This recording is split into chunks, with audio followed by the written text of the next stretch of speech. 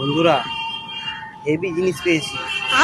এই রাজুদা কদিন আগে গেছিল না, সে কোথায় ওই দার্জিলিং না কোথায় ঘুরতে গেছিল, শালা ওখানে গিয়ে চপ্প করে এসছে। মারা কারোর চোখে পড়েনি, কিন্তু মারা দার্জিলিং এর লোক তো ছেড়ে দেবে না, ওখানকার লোকের ঠিক চোখে পড়ে গেছে। বলছে মারা দার্জিলিং এ গেলেই এবার সেটা ভাঙবে। দেখো কি হয়েছে ব্যাপারটাকে, দেখো কি বলেছিল রাজু, যার জন্য এত বড় একটা কন্ট্রোভার্সি তৈরি হলো। দেখো হ্যাঁ সবারে বলছি, আজ যেখানে যাও কেউ পাহাড়ে এসো না।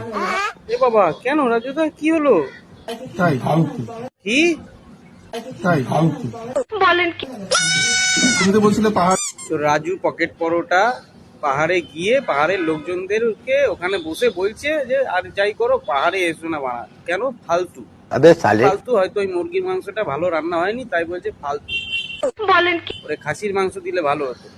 তাহলে তুমি যে মারা তরকারিতে আলু আর ঝাল মিশিয়ে লোককে খাওয়াচ্ছ, তখন লোকে ফালতু বললে তখন তোমার গায়ে ঝাল লাগে, আর ওখানকার মানুষের গায়ে ঝাল লাগবে না?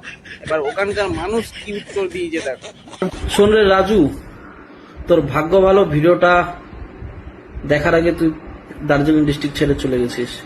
তোকে আমি কথা দিচ্ছি, এর পরের বার কোনোদিন দার্জিলিং ডিস্ট্রিক্টে আসবি বলে আসিস। পাহাড়ে তো ঢুকতে পারবি না, আর একবার এসে গেলে তুই যেভাবে আসবি ওইভাবে যাইতে পারবি না, অ্যাম্বুলেন্সে যাবি তুই।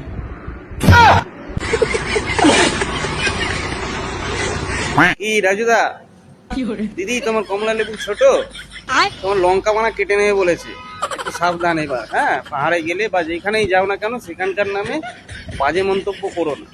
গেছো ঘুরতে, বিন্দাস মজা করো, ঘোরো, চলে আসো। আউ ফাউ বলে এইরকম সোশ্যাল মিডিয়াতে বলো না, কারণ ওখানকার মানুষের ব্যথা লাগে। হ্যাঁ, সেটা ভাঙবে তখন বুঝতে পারবে।